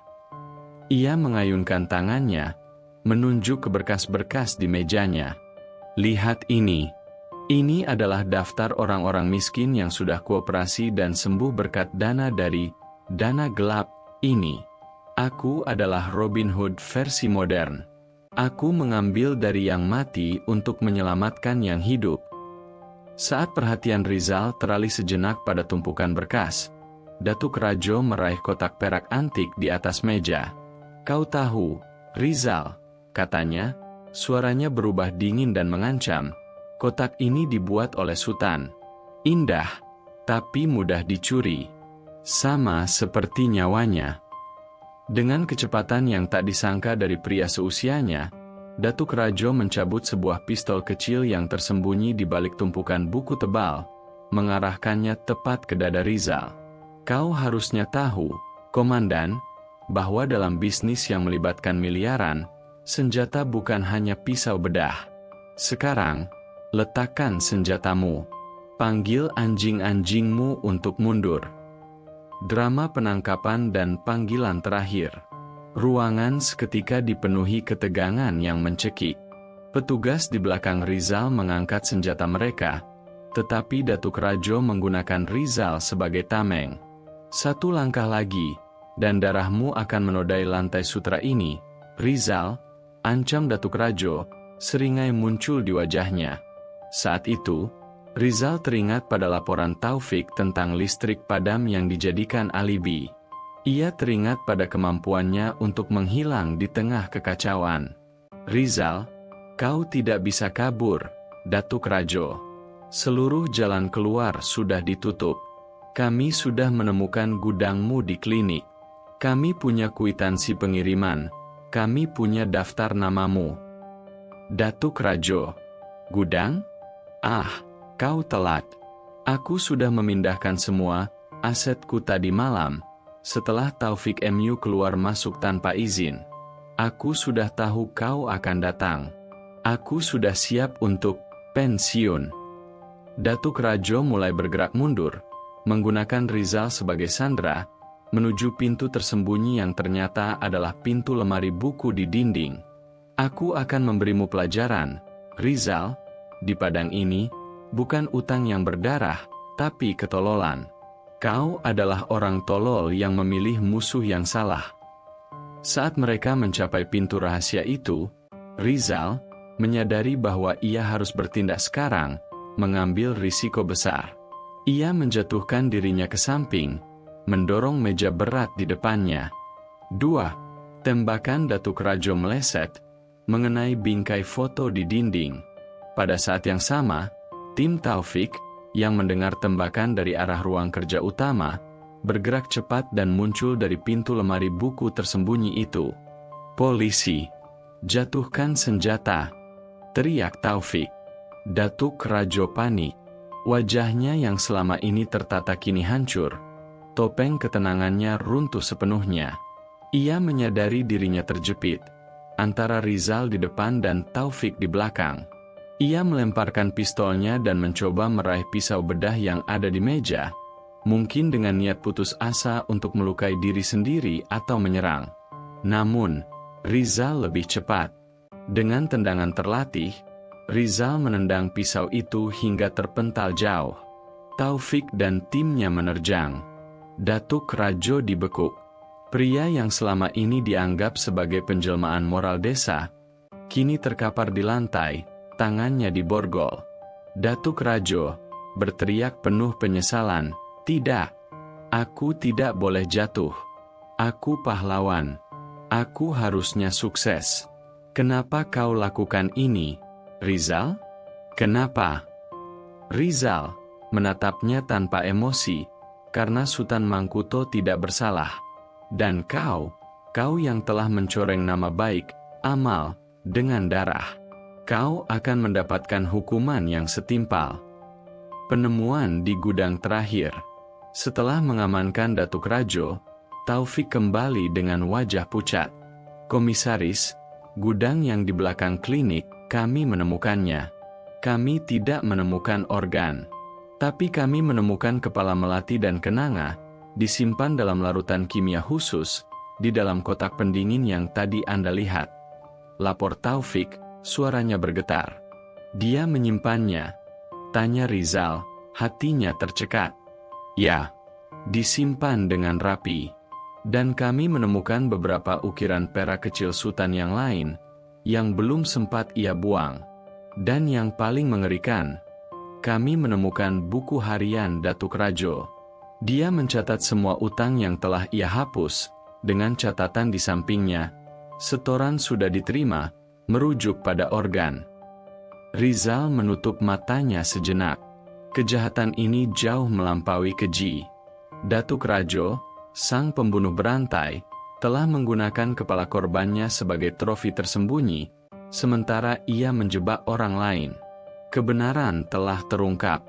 Tapi perjalanan untuk membersihkan nama Sutan dan menyembuhkan luka desa baru saja dimulai. Pagi itu, Koto baru terbangun dalam kebingungan yang bercampur dengan kengerian. Operasi penangkapan senyap yang dilakukan Komisaris Rizal di kantor Yayasan Datuk Rajo telah menghasilkan keributan yang tak terhindarkan. Para tetangga yang bangun pagi melihat puluhan petugas kepolisian keluar masuk dari kantor yang selama ini mereka anggap suci. Desas-desus menyebar seperti wabah. Datuk Rajo, sang dermawan, ditangkap. Masyarakat menolak percaya. Mereka berpegangan pada citra yang telah dibangun selama 2 dekade, sosok bersahaja yang rajin beramal, yang tangannya selalu terbuka untuk membantu orang miskin yang tercekik utang. Pasti ada salah paham. Datuk Rajo adalah orang baik. Kalian salah tangkap, teriak seorang ibu kepada petugas yang berjaga. Namun, Rizal tahu bahwa citra itu harus dihancurkan. Kebenaran adalah palu, dan kebohongan harus menjadi paku yang tertancap di tiang malu. Pengumuman yang mengguncang jiwa. Konferensi pers darurat diadakan di Balai Kota Padang, dengan disiarkan langsung ke seluruh Kota Baru melalui pengeras suara. Kepala resor, yang tadinya ragu, kini berdiri di samping Rizal, wajahnya muram penuh rasa bersalah. Rizal mengambil alih mikrofon. Matanya menatap tajam, menembus lensa kamera, seolah ia berbicara langsung kepada setiap warga Kota Baru yang mendengarkan. Rizal, kepada seluruh masyarakat Kota Baru, kami datang membawa kebenaran yang menyakitkan. Pembunuhan berantai terhadap saudari kita, Melati dan Kenanga, telah terungkap. Dan pelaku sebenarnya, yang telah menipu kita semua, adalah Datuk Rajo. Ruangan konferensi pers langsung riuh, dan di Kota Baru, terdengar jeritan tidak percaya. Rizal, Datuk Rajo bukan membunuh karena utang. Dia adalah dalang kejahatan terorganisir yang berkedok amal. Kami menemukan bukti yang tak terbantahkan. Datuk Rajo menggunakan klinik cinta kasih sebagai basis untuk perdagangan organ ilegal. Rizal lalu mengungkapkannya secara rinci, tanpa mengurangi kebrutalan fakta. Ia menjelaskan bagaimana Datuk Rajo memanfaatkan utang Melati dan Kenanga sebagai alat pemeras, memaksa mereka terlibat dalam jaringan gelapnya. Ketika mereka memberontak, Datuk Rajo membungkam mereka, menggunakan keahlian medis terpendamnya untuk memutilasi demi mengamankan organ yang akan dijual. Rizal, dan yang paling keji, Rizal menarik napas, adalah bagaimana ia dengan sengaja menjadikan Sutan Mangkuto, perajin perak yang selama ini terasing, sebagai kambing hitam yang sempurna. Rizal menunjukkan bukti, laporan forensik ulang yang menyatakan noda di parang Sutan adalah cat minyak merah marun, bukan darah. Rizal, cat ini diletakkan dengan sengaja. Ukiran perak Sutan sengaja dijatuhkan di tepi sumur tua. Sutan Mangkuto adalah korban fitnah yang dirancang dengan kecerdasan yang kejam oleh Datuk Rajo, yang memanfaatkan citra dan mitos yang mencekam di desa Anda. Tsunami emosi di Kota Baru. Di Kota Baru, suara Rizal dari pengeras suara telah memecahkan hati dan pikiran. Orang-orang yang tadinya membela Datuk Rajo, kini dilanda gelombang penyesalan yang sangat dahsyat. Ibu-ibu yang dulu berbisik buruk tentang Sutan kini menangis terseduh-seduh, menyadari betapa jahatnya penghakiman mereka. Petikan percakapan. Warga A berteriak di depan balai desa, "Astaga! Aku yang paling lantang menghina Sutan. Aku yang bilang dia adalah dukun pemuja sumur tua. Ya Tuhan, bagaimana mungkin Datuk Rajo sekeji ini?" Warga B, kepada suaminya, air mata mengalir, "Kita terlalu buta, Bang. Kita hanya melihat wajah yang tersenyum dan jubah yang bersih. Kita lupa bahwa setan paling lihai bersembunyi di balik altar." Penyesalan itu kini menjadi milik seluruh desa. Mereka tidak hanya menyesali Sutan, tetapi juga kebohongan yang mereka peluk selama bertahun-tahun, kepercayaan buta pada tokoh terhormat. Sangkar emas, citra suci Datuk Rajo, telah hancur berkeping-keping, memperlihatkan kekosongan dan kebusukan di dalamnya. Pembebasan sang perajin. Tak lama setelah konferensi pers, Rizal bergerak menuju kantor polisi tempat Sutan ditahan. Ia membawa surat resmi pembebasan. Sutan Mangkuto duduk di selnya, matanya kosong menatap dinding, tetapi telinganya menangkap semua siaran berita. Ia mendengar namanya dibersihkan, dan ia mendengar kejahatan Datuk Rajo yang terperinci. Ia tidak menangis, ia hanya merasakan beban yang selama ini menindih dadanya perlahan terangkat. Rizal berdiri di depan sel. Sutan Mangkuto, kau bebas. Tuduhan pembunuhan terhadapmu ditarik. Kau telah melewati cobaan yang mengerikan. Pintu sel berderit terbuka. Sutan berdiri, sorot matanya yang tajam kini memancarkan kepedihan yang mendalam, bukan kemarahan. Sutan, terima kasih, komisaris. Anda telah melihat di balik kulit saya, di balik keanehan saya. Hanya Anda yang percaya. Rizal, bukan saya yang percaya, Sutan. Bukti yang berbicara. Kau hanyalah korban dari skenario yang dirancang dengan sempurna. Kami menemukan buku harian Datuk Rajo. Dia mencatat rencananya untuk menjebakmu, bahkan sampai detail tentang parang antikmu. Rizal terdiam sejenak. Sutan, kami juga menemukan kepala melati dan kenanga. Datuk Rajo menyimpannya. Sutan memejamkan mata, memotong kalimat Rizal. Jangan lanjutkan, komisaris.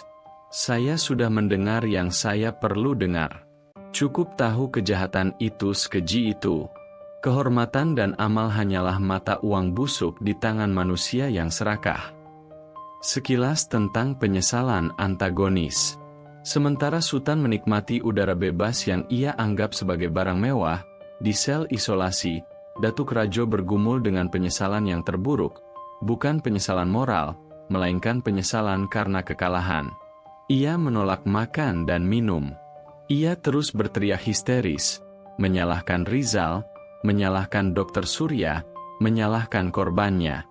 Datuk Rajo, di selnya, aku sudah sangat dekat. Aku sudah membangun kerajaan yang tak tersentuh. Kenapa harus dihancurkan oleh hal sepele seperti utang dua wanita bodoh? Aku akan kembali. Mereka akan membebaskanku. Mereka membutuhkan pahlawan. Ia belum bisa menerima kenyataan bahwa sangkar emasnya telah hancur. Yang ia rasakan hanyalah amarah karena rencana jahatnya dibongkar, dan ia harus menerima hukuman yang selama ini ia hindari. Penyesalan sejati, penyesalan karena rasa bersalah, tidak pernah menyentuhnya. Ia hanya menyesali kegagalan dan jatuhnya kekuasaan. Ini adalah tragedi ego yang harus ia tanggung. Langkah awal menuju pemulihan. Rizal mengatur agar Sutan dibawa kembali ke Kota Baru secara diam-diam. Ia tidak ingin Sutan langsung menghadapi hiruk-pikuk dan penyesalan massal. Kau mau aku antar kemana, Sutan? Tanya Rizal. Sutan, ke rumah saya, komisaris. Saya ingin kembali ke bengkel perak saya. Saya ingin kembali ke pekerjaan yang menenangkan jiwa saya. Saya ingin melihat sumur tua itu lagi, kali ini bukan dengan mata orang yang dicurigai, tapi dengan mata orang yang telah melihat kebenaran di dasarnya. Rizal tersenyum tipis. Sutan, masyarakat Kota Baru akan membutuhkan waktu untuk menerima ini. Mereka mungkin akan merasa sangat bersalah. Sutan, biarkan mereka merasa bersalah, komisaris. Itu adalah awal dari pembersihan. Saya sudah diampuni oleh kebenaran. Pengampunan dari manusia hanyalah bonus.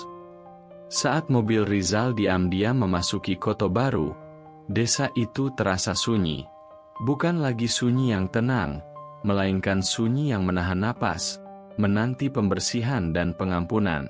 Sutan Mangkuto, si perajin yang terasing, kini kembali sebagai simbol perlawanan terhadap penghakiman buta, dan sebagai saksi bisu betapa keji kejahatan bisa bersembunyi di balik kemuliaan.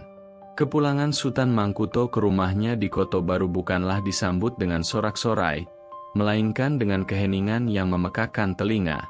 Itu adalah sunyi yang dipenuhi rasa malu dan penyesalan kolektif. Desa yang biasanya riuh dengan tawa anak-anak dan sapaan hangat, kini terasa seperti tempat berkabung yang menahan napas. Sutan turun dari mobil komisaris Rizal tepat di depan rumahnya yang selama ini dianggap angker. Pintu kayu tua itu terasa dingin di tangannya. Ia menghela napas, merasakan aroma bengkel peraknya yang selama ini ia rindukan, campuran bau logam, bubuk pembersih, dan sedikit asap dupa. Ini adalah rumahnya, sangkarnya yang sunyi, tempat ia merasa paling aman. Komisaris Rizal hanya menepuk bahu Sutan. Anda kuat, Sutan. Jaga diri Anda. Kami akan terus memproses kasus Datuk Rajo. Sutan hanya mengangguk. Ia tahu, tugas terberatnya kini bukan membela diri di hadapan polisi, melainkan berdamai dengan masyarakat yang telah melemparkan batu fitnah kepadanya. Permintaan maaf di tengah malam. Beberapa hari pertama, Sutan hanya mengurung diri di bengkel. Ia kembali menyentuh perak, mengasah alat-alatnya, mencoba melarikan diri ke dalam dunia ukiran yang rumit. Namun, pikirannya terus-menerus kembali pada senyum palsu Datuk Rajo, parang antik yang dicat, dan jeritan histeris dari sel tahanan. Ia merasa jiwanya seperti perak yang baru dibakar dan belum ditempa, rapuh dan panas. Malam ketiga setelah kepulangannya, ketukan pelan terdengar di pintu depan. Sutan ragu. Ia pikir itu petugas polisi atau media.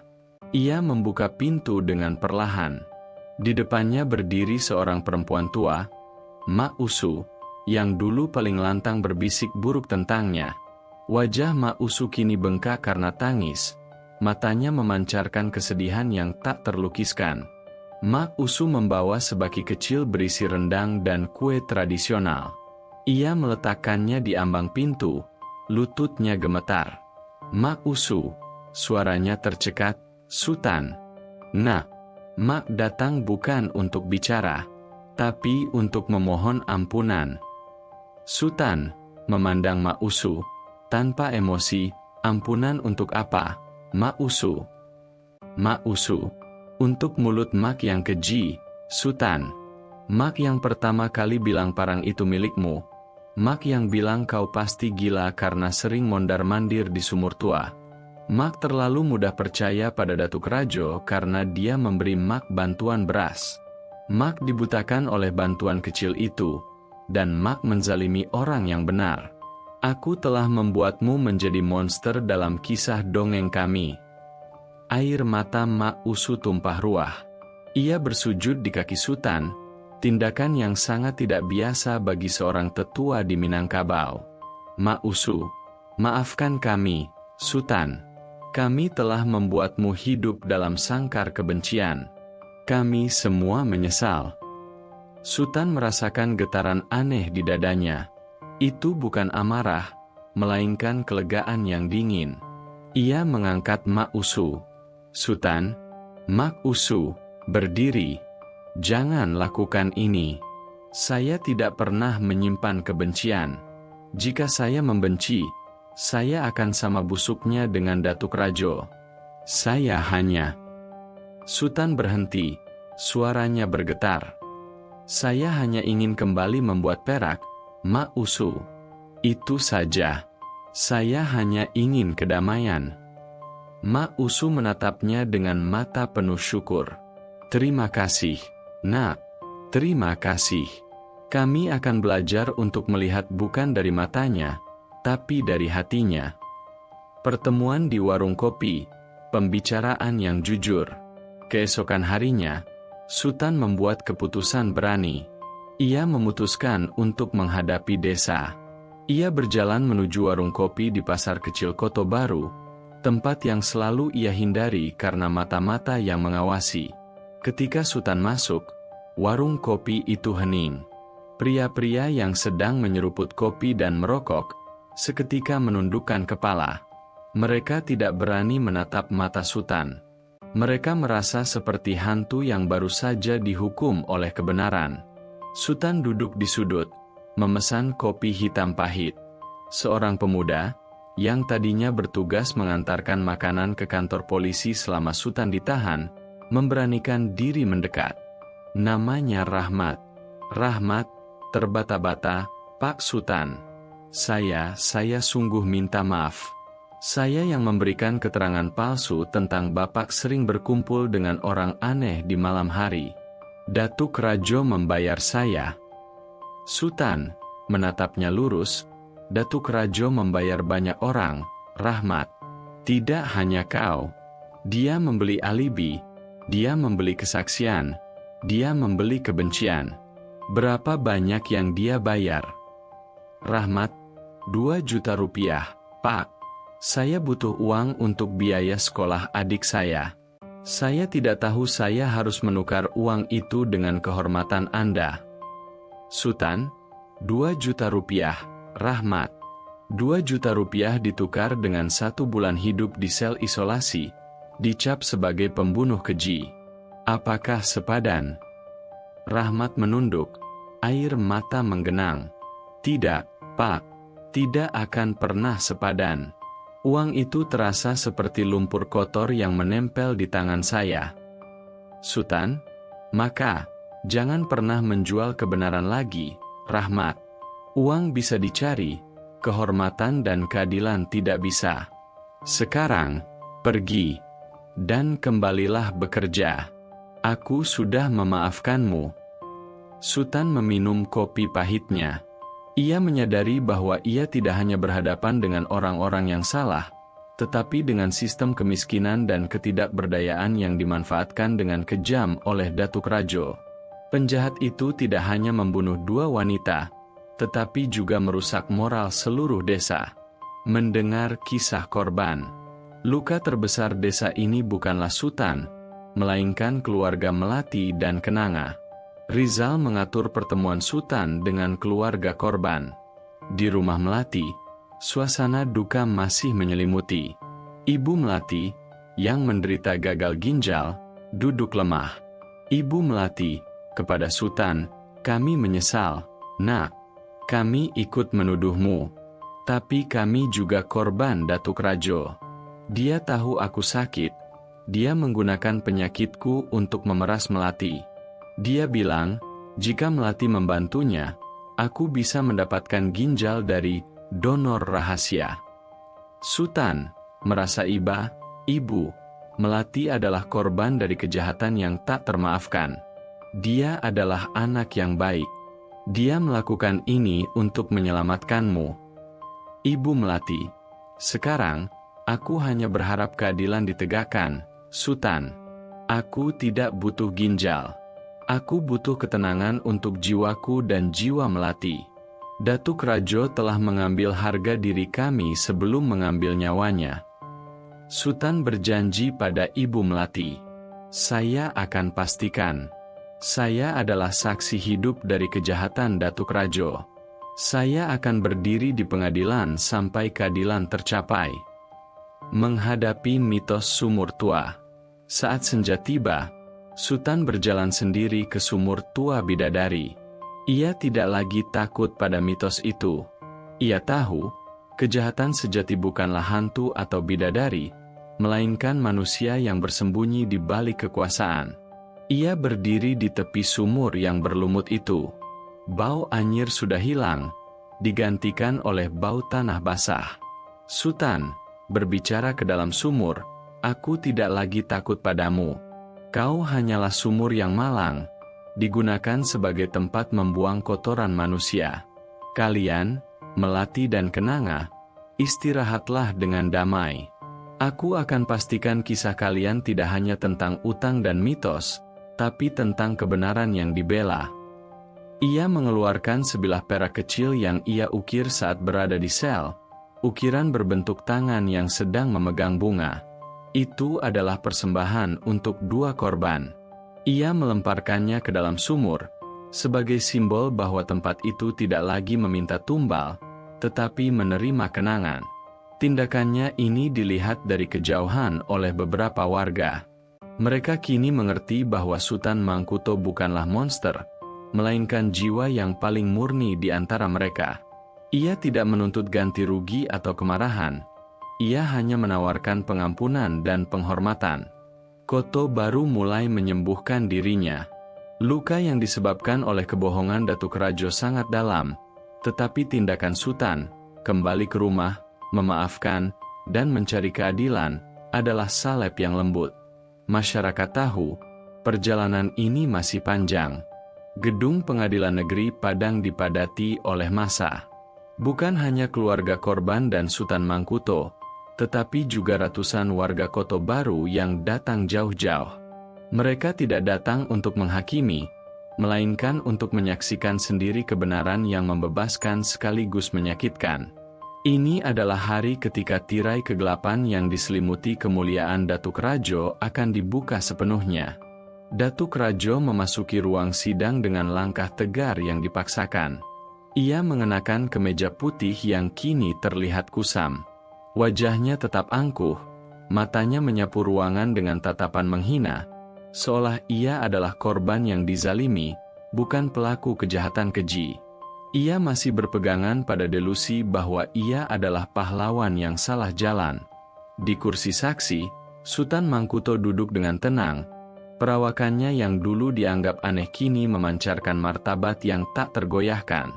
Ia adalah saksi kunci, bukan hanya tentang jebakan, tetapi juga tentang karakter asli dari sang antagonis. Detik-detik keterangan saksi. Jaksa penuntut umum, yang dibantu oleh Komisaris Rizal, memulai persidangan dengan memanggil Dr. Surya Permana. Kehadiran Dr. Surya, seorang profesional medis yang terjerat utang, memberikan pukulan telak pertama.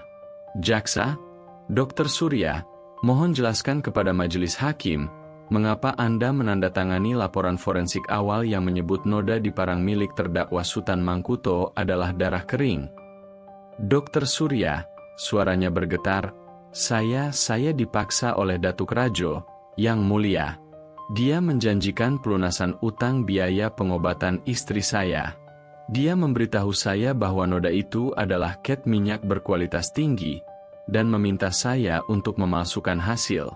Dia mengatakan, Sutan Mangkuto adalah sasaran yang sempurna untuk mengalihkan perhatian dari bisnis kotornya.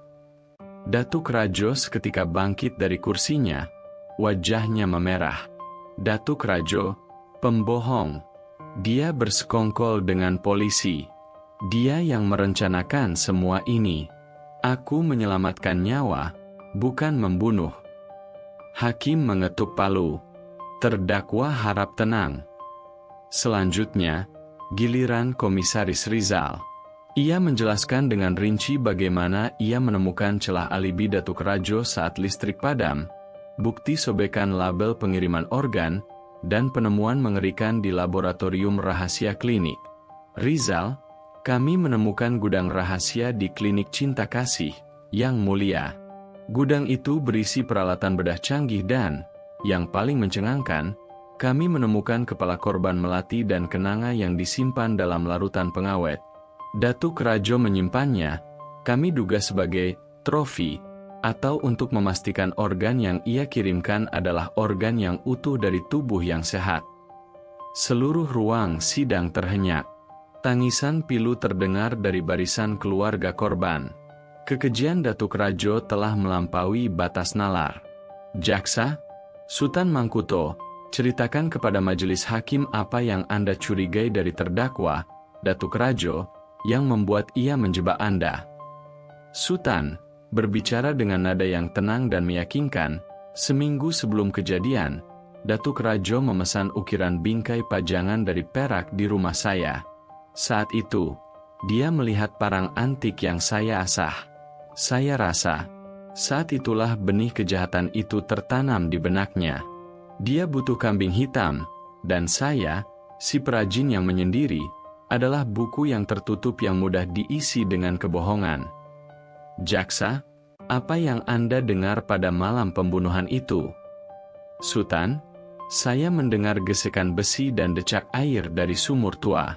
Tapi yang paling saya ingat, Yang Mulia, adalah aroma antiseptik yang kuat, seperti bau yang tercium di klinik, yang disusul bau zat kimia aneh, bukan bau tanah. Saya pernah mencium bau itu saat saya mengantar pesanan saya ke klinik Datuk Rajo. Saya yakin, pelaku adalah seseorang yang akrab dengan zat kimia medis. Kesaksian Sutan secara sempurna mengaitkan motif, modus operandi, dan pelaku. Pengetahuan Datuk Rajo yang tersembunyi sebagai lulusan kedokteran, kemampuannya memutilasi, dan kecerdikannya menjebak Sutan, semua terungkap. Pengungkapan motif sejati, utang yang ditukar organ. Jaksa kemudian membacakan bagian paling mengerikan dari buku harian yang ditemukan di gudang rahasia Datuk Rajo. Jaksa, terdakwa, Anda berulang kali menyatakan bahwa Anda adalah dermawan. Namun, catatan harian ini menceritakan kisah yang berbeda. Anda mencatat nama Melati dan Kenanga. Di samping nama mereka tertulis, utang lunas, aset terjamin. Bisakah Anda jelaskan apa yang dimaksud dengan aset terjamin, terdakwa? Datuk Rajo diam, bibirnya bergetar, pertahanannya mulai runtuh. Datuk Rajo, akhirnya, dengan suara kasar, mereka setuju. Mereka miskin dan putus asa. Ibu Melati butuh ginjal, ayah Kenanga butuh jantung. Aku memberi mereka kesepakatan, membayar operasi mahal keluarga mereka, dengan imbalan mereka harus menjadi bagian dari kloter donasi organ. Jaksa, itu bukan donasi, terdakwa. Itu adalah perdagangan jiwa. Melati dan Kenanga terbunuh karena mereka mengetahui nama pembeli organ, yang Anda catat sebagai J. Mereka tidak ingin melanjutkan kejahatan ini, dan Anda membungkam mereka. Rizal maju, membawa kotak berisi kwitansi yang ditemukan di rumah Kenanga dan label pengiriman organ. Ini adalah bukti sistematis kejahatan terdakwa. Dia memalsukan kemuliaan, padahal ia sedang membangun kerajaan darah. Kejahatan ini jauh lebih besar dari sekadar utang piutang. Ini adalah pengkhianatan terhadap kemanusiaan. Penyesalan yang terlambat dan hukuman yang setimpal. Mendengar semua bukti dan kesaksian yang saling menguatkan, angku Datuk Rajo akhirnya hancur. Ia menyadari tidak ada lagi jalan keluar. Harapan untuk kembali menjadi pahlawan telah lenyap, terkubur di bawah tumpukan fakta. Ia tidak menangis karena penyesalan moral, tetapi karena penyesalan yang ia alami, penyesalan atas kejatuhan kekuasaannya. Datuk Rajo berteriak, menunjuk Rizal dan Sutan, kalian menghancurkan pekerjaanku. Aku bisa menyelamatkan puluhan orang dengan uang itu. Kalian hanya melihat satu sisi. Aku akan menyesali hari ini, Rizal. Aku menyesal tidak membunuhmu lebih awal.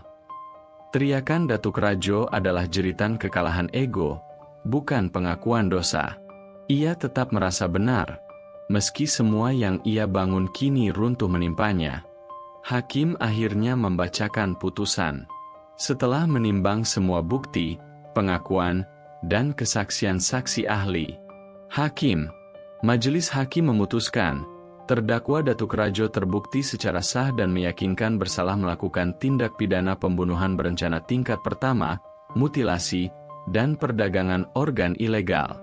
Kejahatan ini dilakukan dengan cara yang keji, dengan memanfaatkan kepercayaan publik dan memfitnah orang yang tidak bersalah. Oleh karena itu, Majelis Hakim menjatuhkan hukuman yang setimpal, hukuman mati. Gedung sidang riuh rendah. Keluarga korban menangis lega. Datuk Rajo ambruk di kursinya, wajahnya pias, penyesalannya akan kekalahan menjadi hukuman batin pertama, diikuti oleh vonis yang menjamin ia tidak akan pernah bisa menyentuh kebohongan dan kekuasaan lagi. Sutan Mangkuto memejamkan mata. Keadilan telah ditegakkan. Bukan hanya untuk Melati dan Kenanga, tetapi juga untuk dirinya. Pria yang menjebaknya telah mendapatkan hukuman yang setimpal. Bebannya telah terangkat, dan ia merasa dirinya kini benar-benar bersih, siap menghadapi masa depan. Vonis hukuman mati terhadap Datuk Rajo menjadi gempa moral bagi Padang, terutama bagi desa Koto Baru. Setelah riuh dan hiruk-pikuk persidangan yang menguras emosi, desa itu kini memasuki fase sunyi yang baru, sunyi yang reflektif. Mereka tidak lagi membicarakan Datuk Rajo sebagai pahlawan yang jatuh, melainkan sebagai noda hitam yang harus mereka hapus dari ingatan kolektif. Fokus kini beralih pada Sutan Mangkuto. Sutan, yang selama ini dicurigai dan dijauhi, kini menjadi simbol keadilan dan kesabaran. Namun, bagi Sutan sendiri, Luka batin akibat sebulan penuh dicap sebagai monster tidak hilang begitu saja. Ia kembali ke bengkelnya, mencoba berkarya, tetapi peraknya terasa dingin dan kaku di tangannya. Terapi melalui seni. Untuk beberapa waktu, Sutan berjuang melawan blokade batin. Ia mencoba mengukir, tetapi hasil karyanya selalu mencerminkan kegelapan dan jeruji besi. Ia menyadari, untuk menciptakan keindahan, ia harus melepaskan bayangan sel isolasi yang masih melekat di benaknya. Suatu sore, ia didatangi Komisaris Rizal yang datang tanpa seragam, hanya mengenakan kemeja biasa. Rizal membawa kabar terbaru, semua aset Datuk Rajo telah disita, dan penyelidikan terhadap jaringan perdagangan organ, J, terus berlanjut. Rizal, saya tahu proses ini tidak mudah, Sutan. Kau menanggung beban yang tak seharusnya kau tanggung. Sutan mengasah alat ukirnya, beban terberat bukan sel, Komisaris, tapi mengetahui betapa mudahnya orang percaya pada kejahatan daripada kebaikan. Saya merasa jiwa saya sempat dicuri oleh narasi palsu Datuk Rajo. Rizal, kau harus mengambilnya kembali. Kau adalah seorang seniman, Sutan. Buatlah sesuatu yang menceritakan kebenaranmu, bukan kebohongan mereka. Sutan merenungkan kata-kata Rizal. Ia teringat pada ukiran perak kecil berbentuk bunga yang ia jatuhkan ke sumur tua untuk mengenang melati dan kenanga. Ia mendapat inspirasi. Ia mulai mengerjakan proyek baru, membuat sebuah monumen perak. Bukan monumen kemarahan, tetapi monumen rekonsiliasi. Ia memutuskan untuk mengukir cerita sumur tua itu sendiri, dari kejahatan Datuk Rajo hingga pembebasan dirinya. Rekonsiliasi yang dibangun dari rasa malu. Masyarakat Koto baru mulai bergerak. Rasa malu mereka terlalu besar untuk diabaikan. Dipimpin oleh Mak Usu dan tokoh masyarakat yang tersisa, mereka mengadakan pertemuan. Mereka sepakat untuk melakukan penebusan dosa komunal. Mereka tidak datang ke rumah Sutan dengan uang, yang ia tolak, melainkan dengan tenaga dan waktu. Suatu pagi, Sutan terbangun dan terkejut.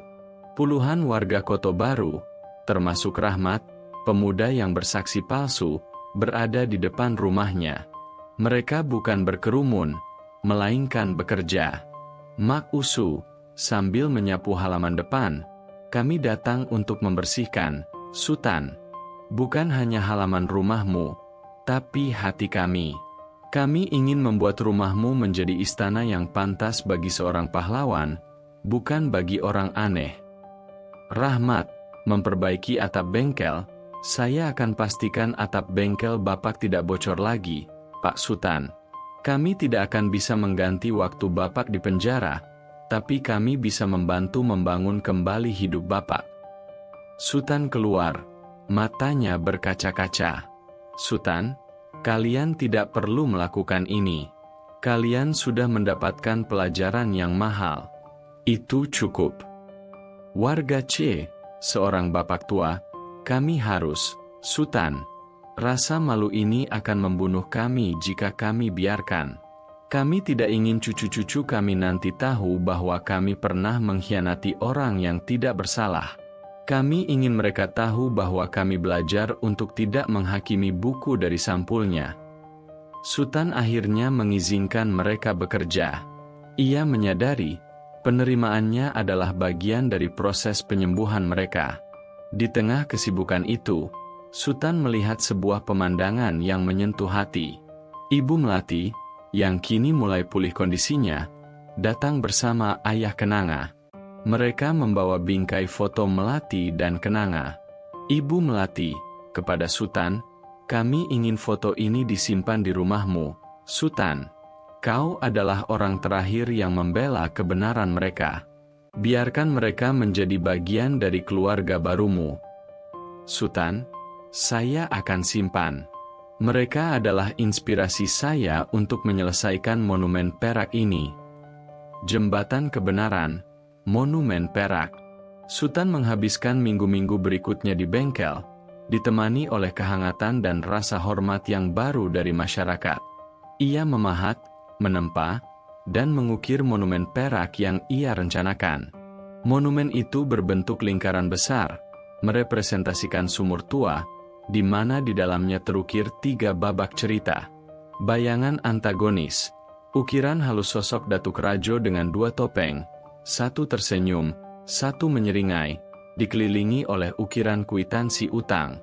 Jebakan, ukiran parang yang dicat dan borgol yang menjerat sosok perajin yang terasing, Sutan. Kebenaran, ukiran kompas yang menunjuk lurus ke atas, diapit oleh 2 bunga, melati dan kenanga, dan disinari oleh seberkas cahaya. Ketika monumen itu selesai, ia adalah sebuah mahakarya. Itu bukan hanya karya seni, tapi cermin hati Kota Baru. Pada hari peresmian monumen itu, seluruh desa berkumpul di alun-alun. Sutan berdiri di sampingnya, tampak tenang dan berwibawa. Sutan berbicara kepada warga, monumen ini adalah pengingat. Bukan tentang kejahatan, tapi tentang kerapuhan penghakiman kita. Datuk Rajo telah mendapatkan hukuman yang setimpal, tetapi hukuman kita adalah belajar dari kesalahan. Saya memaafkan kalian semua, dan saya berharap kalian memaafkan diri sendiri. Petikan percakapan warga saat melihat monumen. Warga A, lihat, ukiran parang itu. Terlihat seperti darah, tapi kita tahu itu kebohongan. Warga D, Sutan benar-benar mulia. Dia tidak membalas dendam. Dia memilih untuk mengukir kebenaran. Pertobatan Rizal. Beberapa hari kemudian, sebelum Rizal dipindah tugaskan ke kota lain sebagai penghargaan atas kinerjanya, ia menemui Sutan untuk terakhir kalinya. Rizal, monumen ini luar biasa, Sutan. Itu akan menjadi legenda baru bagi Kota Baru. Legenda tentang kebenaran. Sutan, itu semua berkat Anda, Komisaris. Anda yang berani meragukan kebenaran yang terlalu mudah. Rizal, saya hanya menjalankan tugas saya, Sutan. Tugas untuk melihat keadilan, bahkan di balik tumpukan kertas dan opini publik. Saya telah belajar dari kasus ini, jangan pernah biarkan kemudahan mengalahkan kebenaran. Rizal mengucapkan selamat tinggal. Ia pergi membawa pelajaran berharga dari Kota Baru. Ia tahu, berkat ketenangannya dan kegigihan Rizal, keadilan telah ditegakkan, dan ia telah membantu seorang pria yang dijebak untuk mendapatkan kembali hidupnya. Sutan kembali ke rumahnya. Ia melihat ke sumur tua. Mitos dan ketakutan telah sirna. Kini, sumur tua bidadari terasa seperti tempat peristirahatan yang damai. Sutan Mangkuto, si perajin yang terasing, kini menemukan kebahagiaan sejati, bukan kekayaan atau ketenaran, tetapi kedamaian batin yang dicapai setelah berhasil melalui badai fitnah. Ia tahu, kehidupannya yang baru, yang penuh dengan karya seni dan penerimaan tulus dari masyarakat, baru saja dimulai. Tahun berganti. Debu persidangan telah lama menghilang dari koridor Pengadilan Negeri Padang, dan jeritan penyesalan Datuk Rajo telah berganti menjadi bisikan sunyi di balik jeruji besi. Di Kota Baru, perubahan tidak terjadi dalam semalam, melainkan seperti tetesan air yang mengikis batu, perlahan namun pasti, mengubah bentuk dasar dari desa itu sendiri. Masyarakat telah melewati masa-masa malu dan penyesalan kolektif. Kini, yang tersisa adalah komitmen untuk hidup dengan mata yang lebih terbuka dan hati yang lebih jujur. Mereka telah belajar bahwa kejahatan terbesar bukanlah yang terlihat beringas di permukaan, tetapi yang bersembunyi di balik senyum paling manis. Sutan Mangkuto, sang peneduh desa. Sutan Mangkuto tidak lagi menjadi si ular di balik batu. Ia menjadi pohon rindang yang akarnya kokoh menancap di tanah Kota Baru. Rumahnya tidak lagi angker, ia menjadi pusat kegiatan. Anak-anak desa sering berkumpul di bengkelnya, bukan karena takut, tetapi karena terpesona oleh kilau perak dan cerita yang terukir di dalamnya. Sutan tetaplah pria yang tenang dan pendiam, tetapi kini ia tersenyum lebih sering. Ia menemukan kedamaian yang sesungguhnya, kedamaian karena diterima apa adanya. Suatu sore, saat Sutan sedang menyelesaikan ukiran perak kecil untuk sebuah masjid baru, Rahmat, pemuda yang dulu bersaksi palsu, datang membawa kopi dan duduk di bangku bengkel. Rahmat kini bekerja sebagai asisten Sutan, bukan dibayar dengan uang tunai, tetapi dengan pelajaran hidup dan keterampilan mengukir. Rahmat, Pak Sutan, Saya dengar Komisaris Rizal naik jabatan lagi. Dia pasti akan jadi kepala kepolisian nanti, ya. Sultan, mungkin, Rahmat. Rizal adalah pedang keadilan yang tajam. Dia punya prinsip yang tidak bisa dibeli dengan harga berapapun. Itulah yang membuat dia hebat. Rahmat, saya masih sering memikirkan kenapa Datuk Rajo sekeji itu. Dia punya segalanya. Dia punya kehormatan. Sultan, dia punya kehormatan buatan, Rahmat. Dia membangunnya dari ketiadaan dan kebohongan. Itulah mengapa dia sangat ketakutan. Orang baik sejati tidak perlu memamerkan amalnya. Orang baik tahu, amal sejati adalah bisikan hati, bukan teriakan di balai desa. Sultan mengambil ukiran peraknya yang baru selesai, bentuk bunga yang halus. Ambillah ini, berikan pada ibumu, agar kau selalu ingat bahwa setiap perbuatan, baik atau buruk, pasti akan meninggalkan jejak yang terukir. Rahmat menerima perak itu, matanya berkaca-kaca. Terima kasih, Pak Sultan. Bapak telah mengukir ulang hati saya. Sumur tua, dari mitos ke monumen. Sumur tua bidadari, lokasi yang dulunya memanggil ketakutan dan tumbal, kini mengalami metamorfosis. Dengan dana sisa dari penyitaan aset Datuk Rajo, masyarakat Koto Baru merehabilitasi area di sekitarnya. Mereka membangun pagar rendah yang indah di sekeliling sumur, membersihkan lumut, dan memasang sebuah plakat kecil. Plakat itu tidak berisi mitos lama. Ia berisi prasasti yang dibuat oleh Sultan.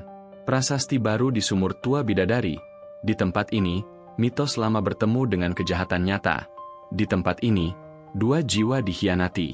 Jangan takut pada kegelapan air. Takutlah pada kegelapan hati yang tersembunyi di balik cahaya. Monumen perak karya Sultan yang megah dipajang di Balai Desa Koto Baru, menjadi cermin abadi yang mengingatkan semua orang akan jebakan dan kebenaran. Orang-orang dari desa lain datang berkunjung, tidak hanya untuk melihat ukiran yang indah, tetapi untuk mendengarkan kisah moral yang terkandung di dalamnya. Kepala Resor Padang, dalam salah satu kunjungan kehormatannya, berbicara kepada Sultan di depan monumen itu. Kepala Resor, Sultan, kau adalah pahlawan yang tidak pernah ingin menjadi pahlawan. Kau hanya ingin kedamaian, tetapi kau berakhir dengan mengajari kami semua tentang keadilan sejati. Sultan, saya hanya ingin kembali ke bengkel saya, Komandan. Keadilan sejati sudah ada dalam setiap kepingan perak. Tugas kita hanyalah membersihkan kotoran agar kilau itu terlihat. Akhir kisah yang ditempa. Keluarga Melati dan Kenanga, berkat kompensasi dari aset Datuk Rajo yang disita dan bantuan warga, mendapatkan kehidupan yang lebih layak. Ibu Melati akhirnya menjalani perawatan ginjal yang layak. Mereka menemukan ketenangan, mengetahui bahwa pengorbanan anak-anak mereka tidak sia-sia, dan nama baik mereka telah ditegakkan. Koto Baru kini dikenal bukan lagi sebagai desa yang diselimuti mitos menakutkan, tetapi sebagai nagari pembelajar. Mereka menjadi contoh bagaimana sebuah komunitas bisa pulih dari penipuan terbesar, bagaimana mereka bisa mengakui kesalahan, dan bagaimana mereka menolak untuk kembali ke dalam bayangan prasangka. Sultan Mangkuto tetap menjadi perajin. Ia tidak menjadi kaya raya, tetapi karyanya, yang menceritakan kisah keadilan, persahabatan, dan pengkhianatan, dicari di seluruh Sumatera Barat. Ukiran peraknya kini membawa makna mendalam, bukan hanya estetika. Ia telah menemukan makna sejati dari kata komunitas. Ia tidak lagi menyendiri, ia hanya menikmati sunyi yang ia bagi bersama desa. Pada akhirnya, kisah di Koto Baru tidak berakhir dengan hukuman, melainkan dengan harapan yang ditempa dari api kesulitan. Sultan duduk di malam hari, memandangi langit yang bertaburan bintang. Ia memegang sepotong perak di tangannya, siap untuk memulai ukiran baru. Ia tahu, tugasnya sebagai peneduh desa baru saja dimulai. Ia akan terus mengukir, memastikan bahwa legenda tentang kebenaran dan pengampunan akan diceritakan turun-temurun, jauh lebih lama daripada mitos tentang sumur tua yang kelam. Ia adalah penjaga ingatan, dan ia telah menemukan kedamaian abadi.